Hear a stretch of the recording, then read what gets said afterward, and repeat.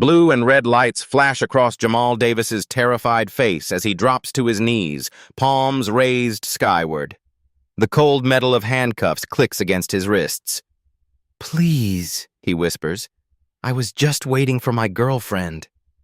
The white woman stands back, arms crossed in satisfaction.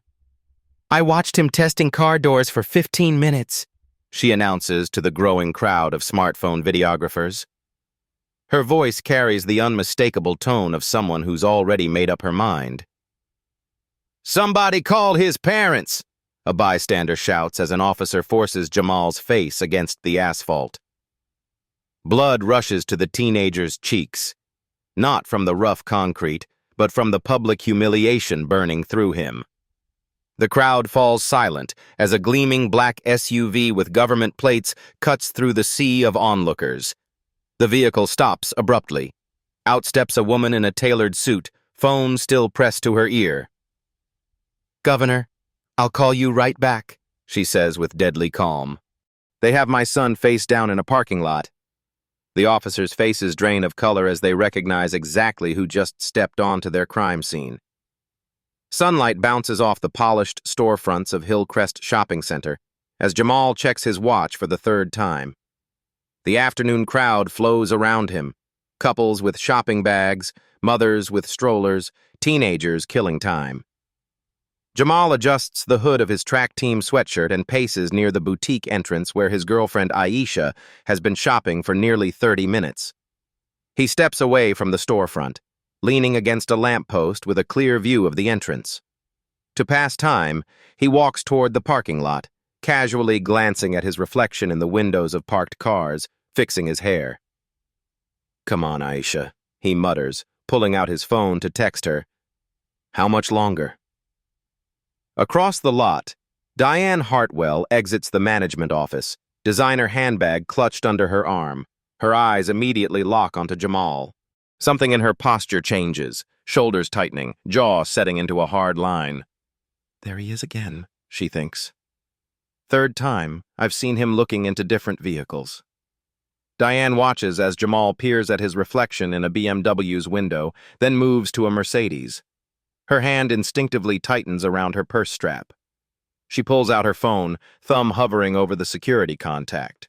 Jamal feels the weight of someone's gaze. Looking up, he notices a white woman staring at him with unmistakable suspicion. He immediately recognizes the look he's seen it countless times before. Deliberately, he moves away from the cars to sit on a nearby bench, removing his hood despite the cool breeze. He slumps slightly, making himself smaller, less threatening, a posture his body adopts almost automatically. "Just act normal," he reminds himself, scrolling through Instagram as if he doesn't notice her watching. Diane approaches a uniformed security guard near the main entrance, her voice dropping to a conspiratorial whisper. "That boy over there," she says, subtly pointing toward Jamal. "He's been checking out cars for the past 10 minutes, trying door handles, looking in windows." The guard, middle-aged with tired eyes, squints in Jamal's direction. "Ma'am, he's just sitting there now." "I saw what I saw," Diane insists. "We've had 3 car break-ins this month. Better safe than sorry, right?" The guard sighs but reaches for his radio, murmuring something into it. Jamal notices the interaction from the corner of his eye but stays put. He dials his mother's number. "Hey, Mom. I'm still at the mall with Aisha. She's still shopping. I'll be home in about an hour." The call goes to voicemail. He hangs up without leaving a message.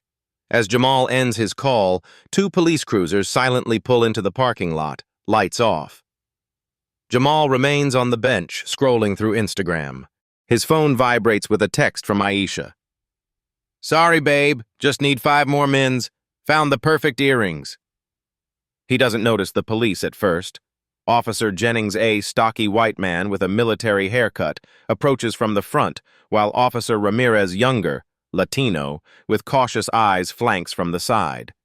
Both move with practiced efficiency, creating a subtle triangle formation with Jamal at its center. From 20 feet away, Diane Hartwell follows, phone already positioned to record. "Excuse me, young man," Officer Jennings calls out. "Need to talk to you for a minute." Jamal's head snaps up, stomach instantly knotting. Me? What's wrong, sir? His voice comes out higher than intended. We've had reports of someone matching your description looking into vehicles in this lot. Jennings keeps his tone neutral but stands with feet planted wide, authoritative. Mind telling us what you're doing here today? Jamal's mouth goes dry. I'm just waiting for my girlfriend, officer. She's shopping in that store right there. He points toward the boutique, careful to move his hand slowly. I've been sitting here for like 10 minutes. Officer Ramirez steps closer. Any ID on you? I'm only 17, so I just have my school ID. Jamal reaches slowly for his wallet, hyper-aware of every movement. I didn't do anything wrong. Diane approaches, her heels clicking sharply against the pavement. That's him! I watched him checking car doors and windows for at least 10 minutes. Her voice carries across the growing space between curious onlookers. He was testing door handles on the silver BMW and that black Mercedes. Jamal's eyes widen. What? No, I was just walking around waiting for my girlfriend. I might have looked at my reflection, but I never touched any cars. Officer Jennings raises his hand, cutting off Jamal's explanation. Sir, please keep your hands where we can see them. I'm telling you the truth, Jamal insists, heart hammering against his ribs. I'm on the track team at Westlake High. I have practice in an hour. Call Coach Thompson if you don't believe me. A small crowd begins to gather at a cautious distance. Someone starts recording with their phone. The afternoon sun feels suddenly hotter on Jamal's skin as sweat beads along his hairline. Jamal notices Aisha emerging from the store, shopping bag in hand. She freezes when she sees the officers, her expression shifting from confusion to horror. We're going to need you to come with us to the security office to sort this out, says Officer Jennings as his hand moves to his handcuffs. The walk to the shopping center's security office feels like a perp walk to Jamal. Officer Jennings leads while Officer Ramirez follows behind him, neither touching him but boxing him in. Shoppers stop to stare. Some whisper behind raised hands. Others pull out phones, capturing his shame in high definition. Jamal keeps his gaze fixed on the ground, counting tiles to keep his breathing steady. 1, 2, 3, 4. He spots Aisha in his peripheral vision, trailing the procession at a distance, fingers flying across her phone screen. The security office is smaller than Jamal expected, a cramped room with beige walls and the distinct smell of old coffee. A wall of surveillance monitors flickers with black and white images of the shopping center. Diane stands with arms crossed while Tom, the head of security, a heavy-set man with thinning hair, reviews grainy footage. Please sit. Officer Jennings gestures to a metal chair. Jamal complies, feeling the eyes of everyone in the room assessing him. The weight of their collective judgment presses down on his shoulders. Any history of arrests or criminal activity? Officer Jennings asks, pulling out a notepad. Jamal's voice remains steady, despite his trembling hands. No, sir, never. I've never been in trouble. I'm on the honor roll. I have track practice in an hour. Coach is expecting me. Diane scoffs audibly from her position by the monitors. They all say something like that. The casual dismissal hits Jamal like a physical blow. They all. He knows exactly who she means. Tom squints at the surveillance footage, scrubbing back and forth through the timeline. I don't see him touching any vehicles. His voice carries a note of professional detachment. Diane jabs her finger at the screen. There! He clearly looked into that BMW. And there! He's checking that Mercedes. The footage shows Jamal briefly glancing at a car window while walking past, his reflection visible in the glass. Officer Ramirez leans closer to the screen, then straightens with a sigh. That's not exactly probable cause for a search. He's looking at his reflection. I know what I saw, Diane insists, her voice rising. And there have been break-ins recently. You can't just ignore suspicious behavior because you're afraid of being politically correct. Through the glass partition, Jamal watches Aisha arguing with a security guard blocking her entry. She holds up her phone, showing something to the guard who shakes his head firmly. The security office feels increasingly claustrophobic as Officer Jennings pulls out a clipboard. "We're going to run your information. If everything checks out, you'll be free to go."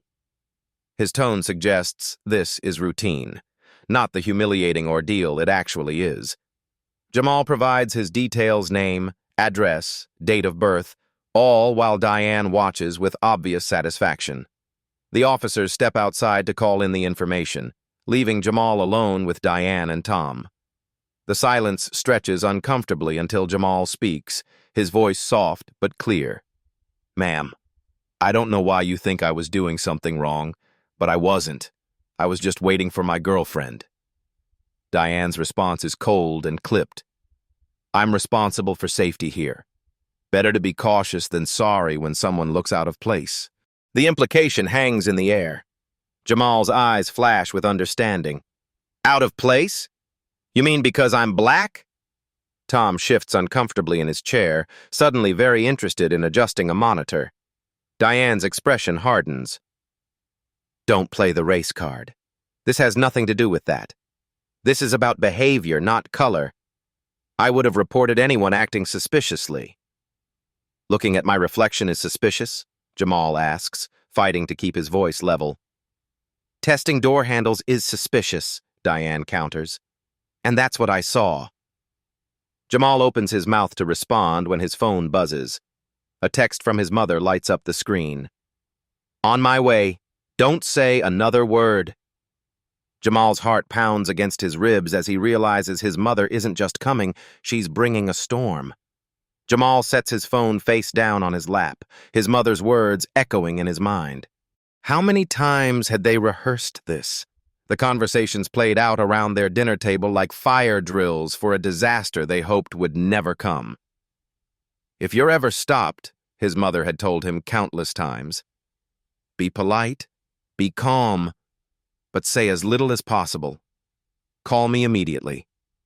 He focuses on his breathing in for 4 counts, hold for 4, out for 4, the way his track coach taught him before big races. Only this isn't a race. This is his life.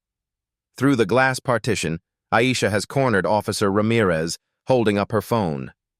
The officer's expression shifts as he studies the screen.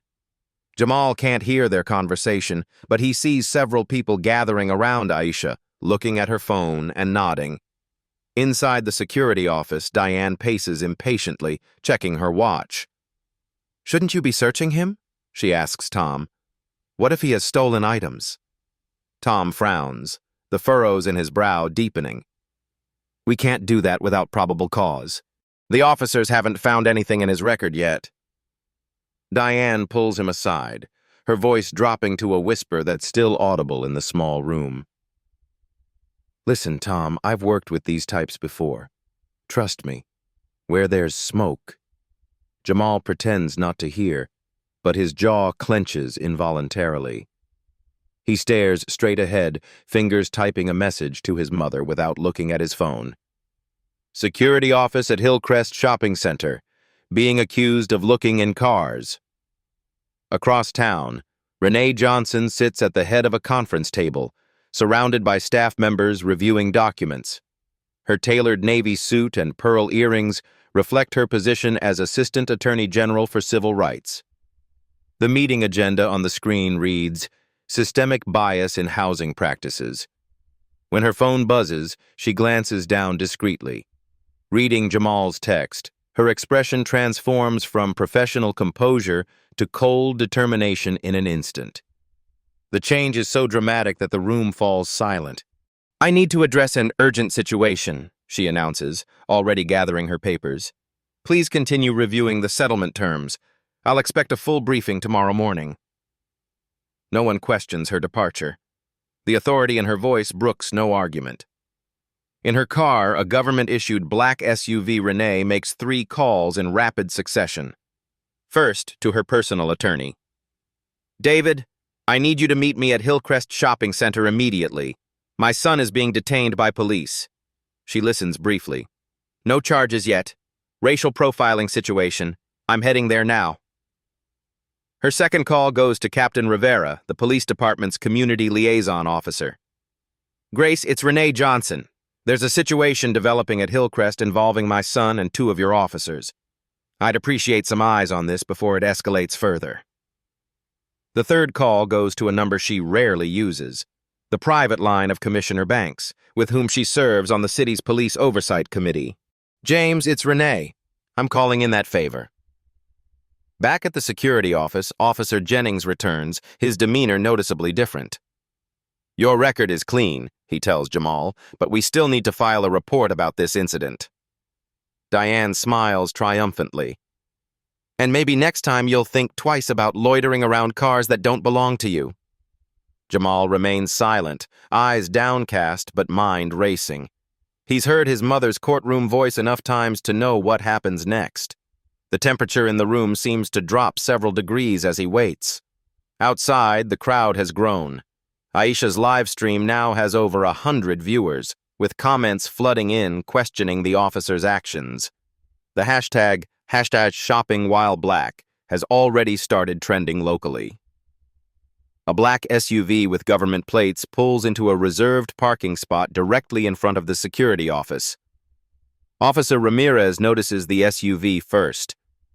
Recognition flickers across his face as he reads the government plates. He mutters something to Officer Jennings, whose posture immediately stiffens like a soldier called to attention. Is that who I think it is? Jennings whispers. Ramirez nods once. The Assistant AG for Civil Rights. This just went from routine to career-defining. Inside the security office, Jamal maintains his silence. The ticking wall clock sounds unnaturally loud in the tense atmosphere. Diane continues pressing for more severe action, her frustration mounting with each passing minute. Shouldn't there be consequences? She demands, pacing the small room. Even if he wasn't successful this time, it sends the wrong message to just let him go. Tom glances nervously at the officers through the glass partition, noting their changed demeanor. Ms. Hartwell, if the police don't have cause to hold him, then we'll ban him from the property, Diane interrupts, her voice sharp with authority. I have that authority as property manager. We reserve the right to refuse service to anyone who violates our security policies. Jamal finally breaks his silence, the words escaping before he can stop them. For what? Waiting for my girlfriend? Or for being black in your shopping center? Diane gasps, her hand flying to her chest. How dare you? This is exactly the kind of disrespect that... The door swings open. Officer Jennings stands straighter, chin lifted. Ms. Johnson, this is an ongoing... Renee Johnson enters, and the energy in the room transforms instantly. She wears a charcoal gray designer suit, not a wrinkle in sight despite her rushed arrival. Her ID badge from the State Attorney General's office hangs visibly on her lapel. Her expression is perfectly composed, but her eyes burn with controlled fury. Officer Jennings, she says, her voice ice-cold but perfectly modulated. I understand you're detaining my son. On what grounds? Before the officer can respond, Diane steps forward, apparently oblivious to the shifting power dynamics. I'm Diane Hartwell, property manager. I witnessed your son casing vehicles in our parking lot. He was clearly testing door handles and looking for opportunities. Renee doesn't even glance in Diane's direction. Her focus remains locked on Officer Jennings. I'm addressing the officer. She turns back to him. Again, what specific criminal activity are you alleging? Officer Jennings hesitates, his confident demeanor faltering. We received a complaint about suspicious behavior. Suspicious is not a crime, Renee cuts in, each word precise as a surgical instrument. Is my son under arrest? No, ma'am. Then he's free to go. Renee turns to Jamal, her expression softening slightly. Get your things. Jamal stands, relief washing over him. He gathers his phone and wallet, avoiding eye contact with Diane, whose face has flushed an angry red. Diane steps between them and the door. Now wait just a minute. You can't just walk in here and... Renee slowly turns to face Diane, her expression dangerously calm. The temperature in the room seems to drop several degrees as she finally acknowledges the property manager's presence. "Ms. Hartwell, was it?" Renee's voice remains measured, professional. "Please, step aside." Diane stands her ground, chin raised defiantly. "This is private property, and as the manager, Renee interrupts, you should be aware of the legal implications of false reporting, unlawful detention, and racial profiling." Each term lands like a carefully placed chess piece, all of which appear to be factors in this situation. Outside the security office, the crowd has doubled in size. Aisha continues her live stream, which has now reached over 500 viewers. Comments flood the screen, many recognizing Renee Johnson. "That's the Assistant Attorney General." "Oh, snap. Karen picked the wrong kid to mess with. She's the one heading the Civil Rights Division. Watch this blow up." Officer Ramirez leans toward Jennings, speaking in a hushed tone. "That's the Assistant Attorney General for Civil Rights, the one who just got appointed to head that new commission." Jennings's Adam's apple bobs as he swallows hard. The security head's eyes widen in recognition. He takes a deliberate step away from Diane, creating physical distance between them. "Ms. Hartwell, perhaps we should—" "No," Diane insists, her voice rising slightly. "I know what I saw. This isn't about race, it's about suspicious behavior." Renee maintains her composure, though the temperature of her gaze drops several more degrees. "Define suspicious." "Because from what I can see on your own security footage, my son was waiting for his girlfriend." She gestures toward the monitors still displaying the parking lot. "Or was it his appearance that you found threatening?" Diane's face flushes deeper. "This is ridiculous. I would have reported anyone behaving that way." "We'll see if your security footage supports that claim," Renee replies, her tone suggesting she already knows the answer. "I'm sure your corporate legal team will be interested in reviewing it. Westfield Group has been quite vocal about their commitment to inclusivity in their properties." The mention of corporate legal makes Tom pale visibly. He interjects, voice slightly higher than before. "Officers, I don't believe we have grounds to pursue this further." Officer Jennings nods, clearly eager to extract himself from the situation. "The young man is free to go." Jamal stands beside his mother, shoulders straight, face composed despite the turmoil inside him. As they move toward the door, Diane blocks their path again, her desperation to maintain control evident. "This is my shopping center, and I have the final say on who stays and who goes." Renee's phone buzzes. She glances at the screen, then back at Diane with the faintest hint of a smile.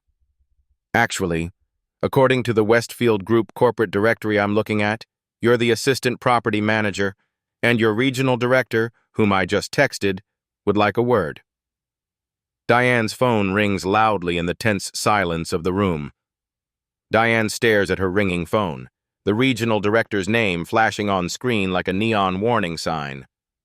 Her confidence visibly crumbles as she steps aside to answer it, turning away from the group.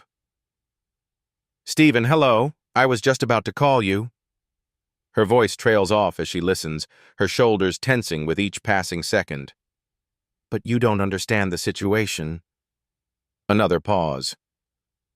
"Yes, but—" She moves farther into the corner, voice dropping to an urgent whisper. Renee guides Jamal toward the door with a gentle hand on his shoulder, but pauses before exiting. She turns to the officers, her tone professional yet unmistakably firm. "Officers, I'd like your badge numbers and a copy of any report filed regarding this incident." She pulls out her own phone, opening the Notes app. "For my records." Officer Jennings provides the information mechanically, while Ramirez watches Diane's increasingly distressed phone conversation. The younger officer's expression suggests he's witnessing a career imploding in real time. Tom, the security head, approaches Renee with hesitant steps. "Ms. Johnson, I want to apologize for how this situation escalated. I should have intervened sooner." His eyes dart between Renee and Jamal. "This isn't how we train our team to handle security concerns." Renee's response is measured, neither accepting nor rejecting his apology. Your apology is noted, but this incident reflects a systemic problem with your security protocols. Subjective assessments of suspicious behavior too often translate to racial profiling. Tom nods, unable to contest her point. I understand. Outside, the crowd has grown larger, drawn by Aisha's live stream and the unusual police presence. Aisha rushes to Jamal as he exits, wrapping him in a tight hug. Are you okay? She whispers against his ear. I am now, he replies, his voice steady despite the trembling in his hands. Aisha's phone continues recording, capturing everything for her hundreds of viewers. Comments scroll rapidly across the screen, many expressing outrage and sharing similar experiences. Diane emerges from the security office, face flushed with anger and embarrassment. Her phone call has clearly not gone well. This isn't over, she announces to no one in particular, then focuses on Renee. He was acting suspiciously, and I stand by my assessment. Renee turns to her, calm but unyielding. Ms. Hartwell, your assessment nearly resulted in my son being arrested for existing while black. And you're right, this isn't over. A woman in the crowd steps forward, her voice carrying across the gathered onlookers. That's the woman who was harassing my nephew last month for loitering when he was just waiting for his ride. Several heads turn toward her, murmurs of recognition rippling through the crowd. Another voice chimes in. She called security on my brother for suspicious behavior when he was just trying on sunglasses. Officer Ramirez, trained to notice patterns, begins taking notes as more bystanders share similar experiences involving Diane and suspicious young people of color at the shopping center. Tom watches this unfold from the doorway of the security office, his professional concern deepening with each new accusation. He quietly asks his assistant to pull security footage from the mentioned incidents. I need to review all security calls made by Ms. Hartwell in the past 6 months, he murmurs. Every single one. Diane, realizing she's losing control of the narrative, attempts to reassert her authority. Her voice rises, cutting through the murmurs of the crowd. I'm still the property manager here, and I have a responsibility to maintain security. These accusations are completely unfounded. Renee checks her watch and smiles coolly. You might want to prepare for your 4 o'clock. I believe your corporate security director and legal counsel just landed at the regional airport. The gathered crowd falls silent at Renee's words, all eyes shifting between her and Diane.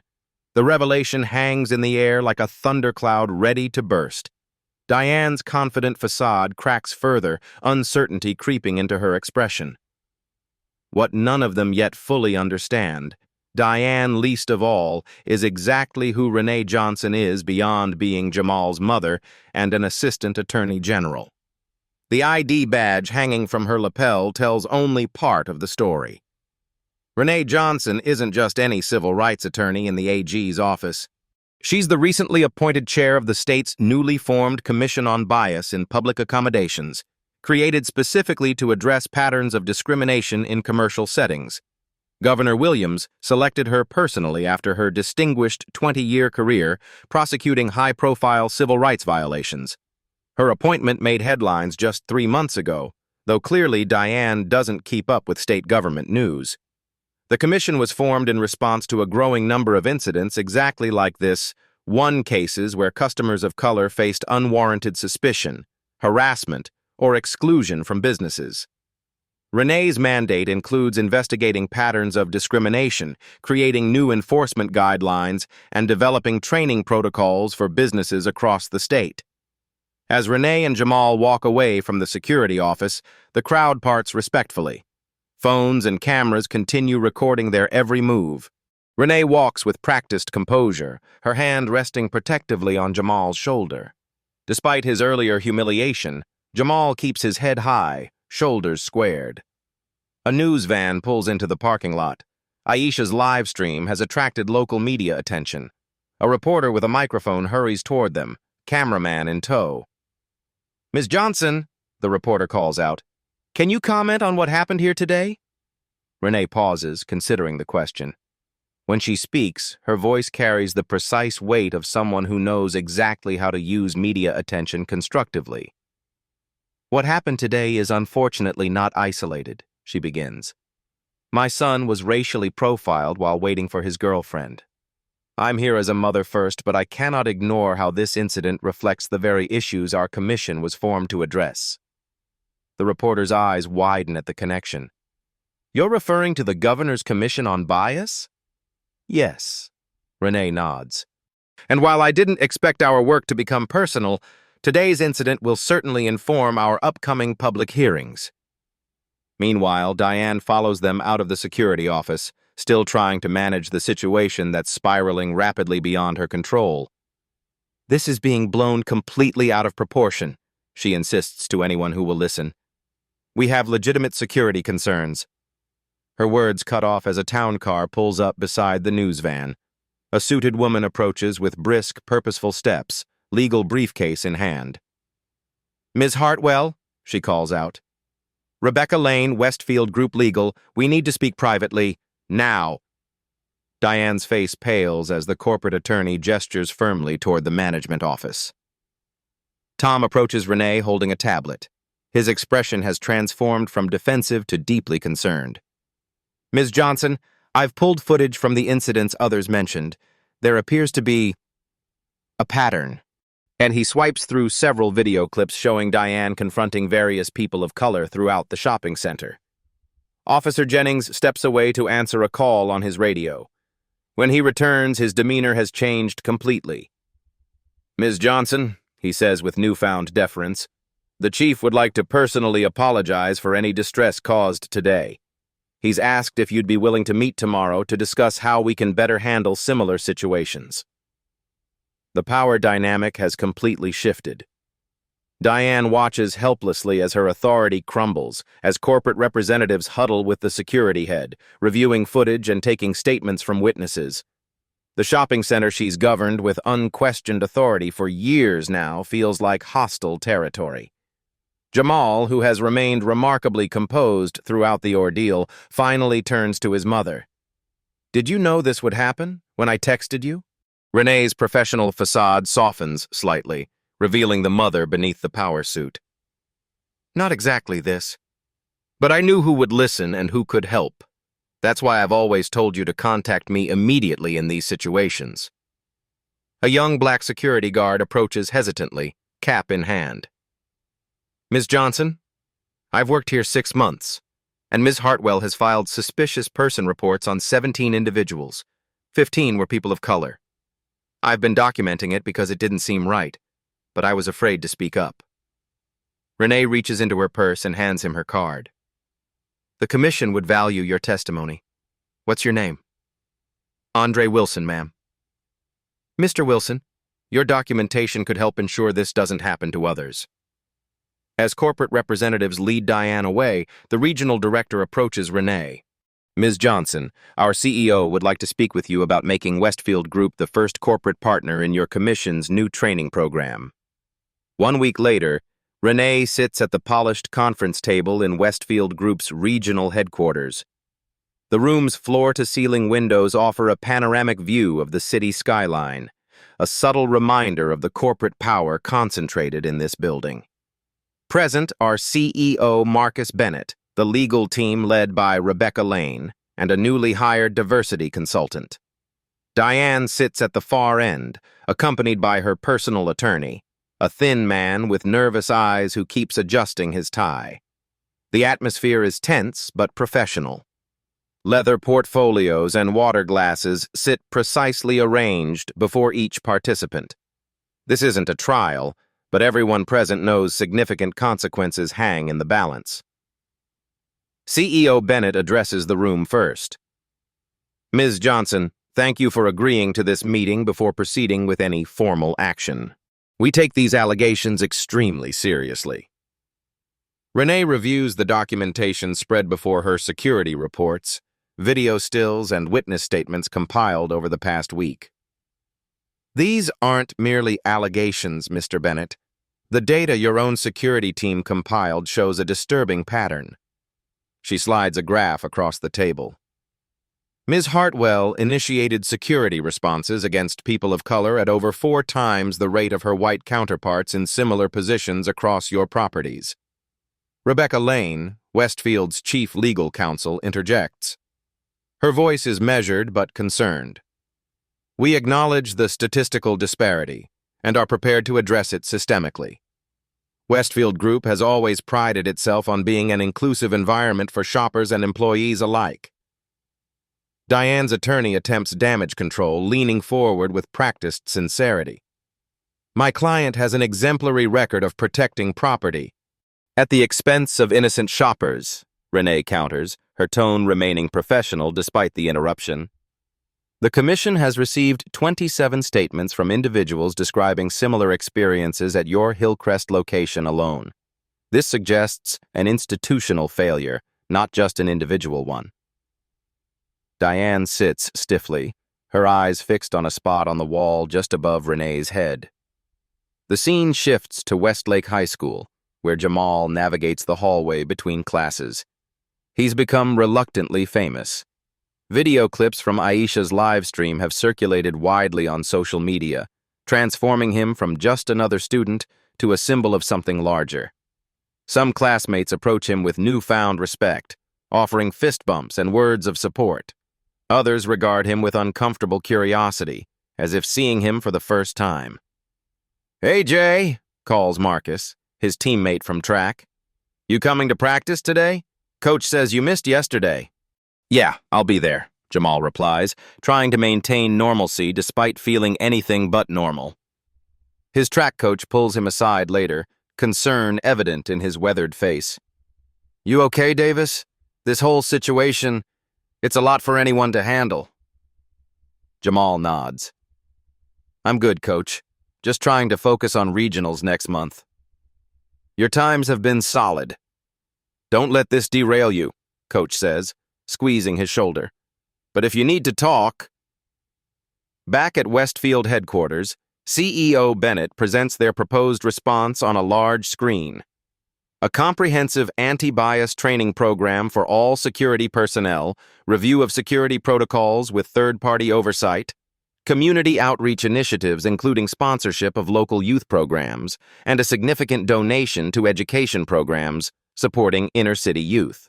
Additionally, Bennett continues, we're implementing a new reporting system that requires objective criteria for security interventions, removing subjective assessments like suspicious behavior from our protocols. Renee listens carefully, making occasional notes. These are positive steps, but they lack accountability measures. How will you measure success? What happens if these new protocols aren't followed? The meeting continues for hours, delving into specifics. During a break, attendees disperse for coffee and hushed conversations in corners. Diane finds herself alone with Renee in the hallway, her composure finally breaking. "You're destroying my career over a misunderstanding," she hisses, voice trembling with rage and fear. Renee's response is measured, neither gloating nor apologetic. "You endangered my son over your bias. These consequences weren't my creation. They're the natural result of your actions being exposed to daylight." "I was doing my job." "No, Ms. Hartwell. You were indulging your prejudice and calling it security." The scene transitions to the first public hearing of the Commission on Bias in Public Accommodations. A diverse panel of commissioners sits at a long table as witnesses testify about similar experiences across different businesses, being followed in stores, questioned about their presence in high-end establishments, asked to leave restaurants without cause. Jamal watches the live stream from home, seeing his personal experience transform into a catalyst for systemic change.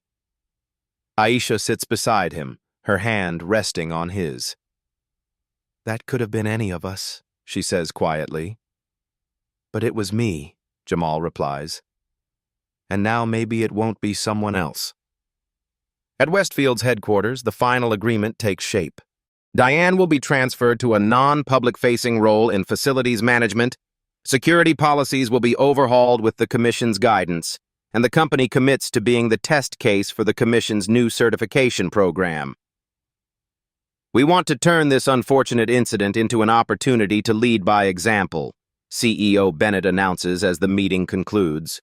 Westfield Group is committed to creating truly inclusive spaces for all shoppers. As everyone gathers their materials, Renee's phone buzzes with a text from Jamal. Mom, it's happening again at the gas station down the street. Not to me, but I'm recording everything. Renee's heart pounds as she realizes her son isn't just recovering from trauma. He's becoming an advocate. 2 months later, Diane Hartwell sits before the State Commission on Bias in Public Accommodations. The wood-paneled hearing room, usually reserved for legislative sessions, now serves a different purpose. Every seat in the public gallery is filled retail managers, civil rights activists, law students, and media representatives, all watching with focused attention. The state seal hangs prominently behind the commissioner's long table, lending official weight to the proceedings. Commissioner Renee Johnson sits at the center of the table, but has recused herself from direct questioning due to her personal involvement. She maintains a neutral expression as her colleagues methodically present evidence gathered over 8 weeks of investigation. Ms. Hartwell, begins Commissioner Rodriguez, a silver-haired former judge. We've reviewed security footage from Hillcrest Shopping Center spanning the past 18 months. He gestures to a screen where data points appear in stark relief. During your tenure as assistant property manager, you personally initiated 152 security interventions for suspicious behavior. Our analysis shows that 127 of these, approximately 84%, involved people of color, despite the center's demographic makeup being only 31% non-white. Diane maintains her composure, back straight in her charcoal suit. I was doing my job protecting the property. If certain demographics appeared in more reports, perhaps that reflects reality rather than bias. A murmur ripples through the audience. Commissioner Rodriguez continues without reacting to her implication. Let's examine outcomes, he says, advancing to the next slide.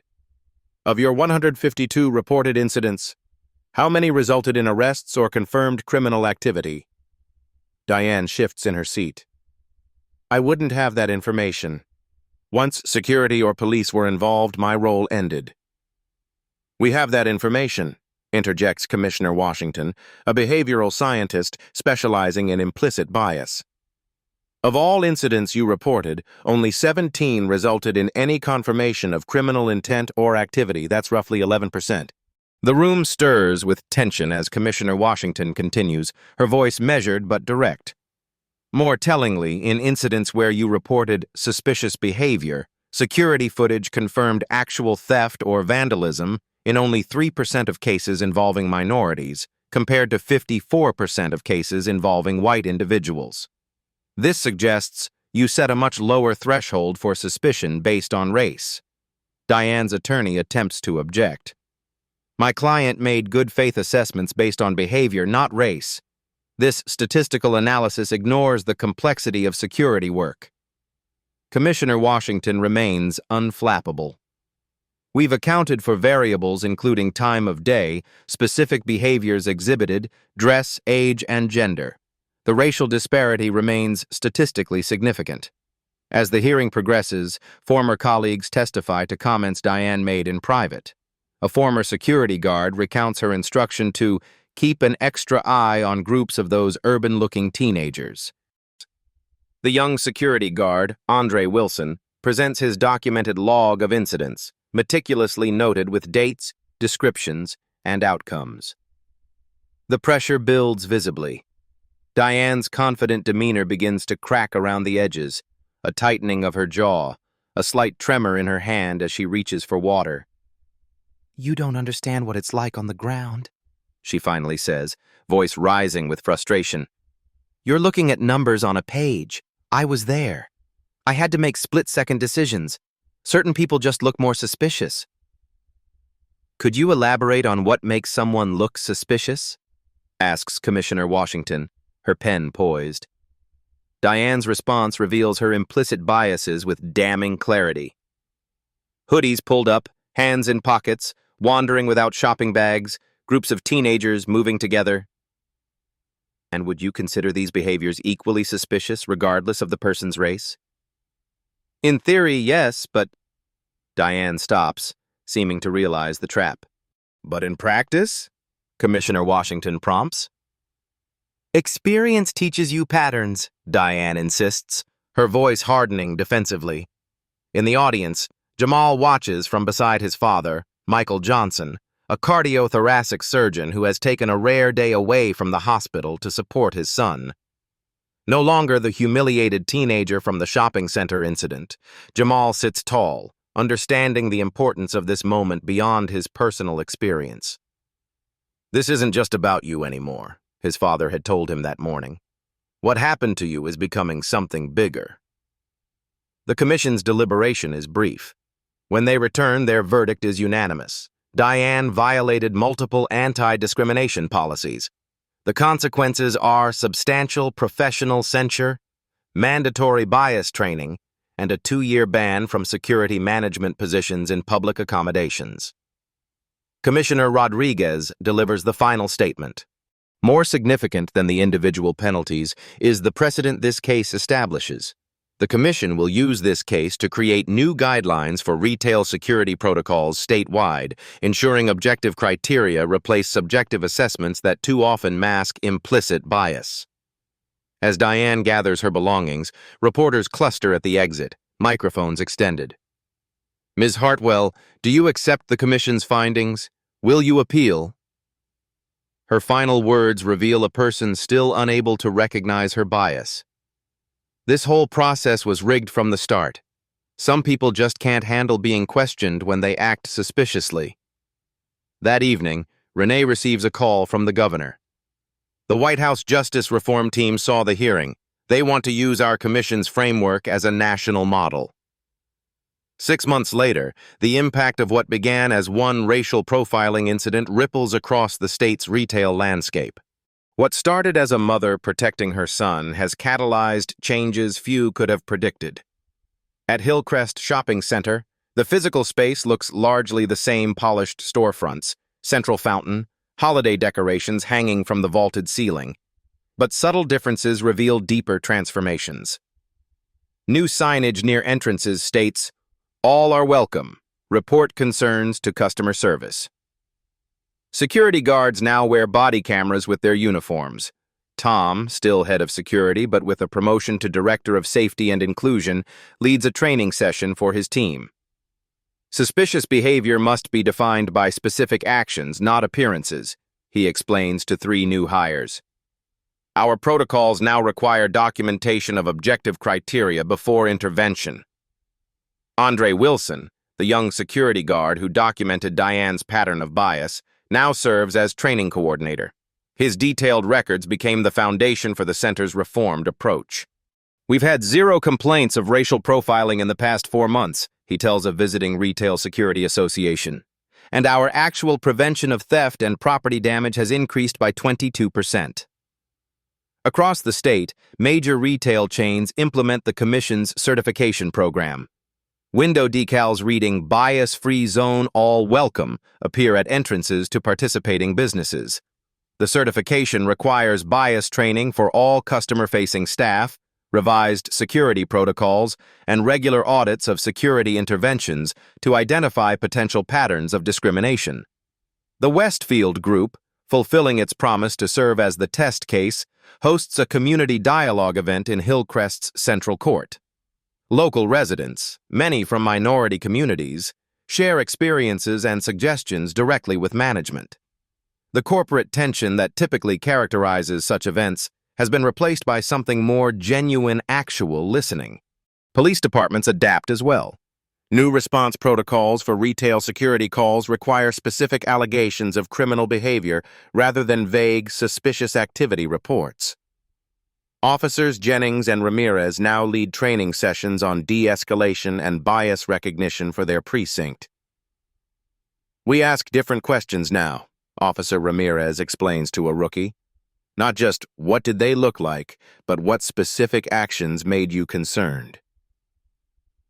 Jamal, now a senior preparing for college, walks confidently through the same shopping center where he was once detained. He leads a student initiative that has created youth advisory boards for local businesses. Their first project, a Shop with Respect campaign, teaches businesses how to distinguish security concerns from bias incidents. The goal isn't just to avoid another incident like mine, Jamal tells a group of business owners. It's to create spaces where everyone feels equally welcome and equally respected. At a national retail security conference in Chicago, Renee presents the Commission's findings and reform model to industry leaders from across the country. Her slideshow displays clear before and after metrics from participating businesses. Addressing bias isn't just ethical, it's good business, she explains to the packed ballroom. Certified businesses are seeing increased patronage from diverse communities and improved customer satisfaction scores across all demographics. Studies emerging from business schools confirm her point. Retailers adopting the Commission's protocols report both decreased security incidents and increased sales. What began as a confrontation has evolved into a competitive advantage. The scene shifts to a small security office in a different shopping center across town. A new property manager watches security footage of a young black teen walking through a parking lot, occasionally glancing at car windows. Instead of immediately calling security, she observes his actual behavior, notices he's clearly waiting for someone, and continues her rounds without incident. Minutes later, the teen is joined by friends. They enter the mall, shopping bags soon in hand, paying customers rather than suspected criminals. At home, Jamal receives an acceptance letter from a prestigious university, along with an invitation to join their law and social justice program as a commission case study forms the basis for his application essay. 1 year after the incident, evening sunlight streams through the Johnson family's backyard, casting long shadows across the well-maintained lawn. Jamal and Renee sit on the patio, sharing a rare, quiet moment together. A light breeze carries the scent of blooming jasmine from the garden Renee tends as her form of meditation. Jamal wears a university sweatshirt crimson with gold lettering, a symbol of the future that awaits him in 3 months. His acceptance to the prestigious law and social justice program came with a full scholarship. His application essay about the shopping center incident catching the attention of the admissions committee. "How's the presentation coming along?" Renee asks, sipping her tea. She refers to Jamal's Shopping While Black orientation session for incoming freshmen. Jamal scrolls through slides on his tablet. "It's not just about telling my story anymore," he explains, his voice deeper and more confident than a year ago. "It's about showing how one incident can lead to actual change when approached strategically." "That's the key word, strategically," Renee nods.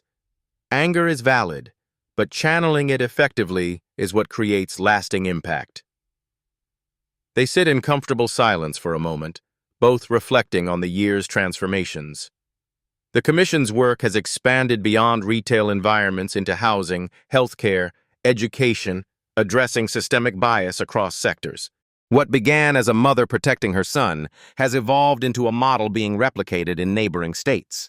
A notification appears on Renee's tablet. She reads it, a satisfied smile spreading across her face. Westfield Group's bias incident reports have decreased by 78% since implementing the new protocols. Their actual prevention of theft and vandalism has increased by 31%. She sets the tablet down. Their success has prompted 5 other major retail groups to adopt similar measures. "Turns out treating people with respect is good for business," Jamal observes with a wry smile. "Who would have thought?" Renee matches his tone, then grows serious.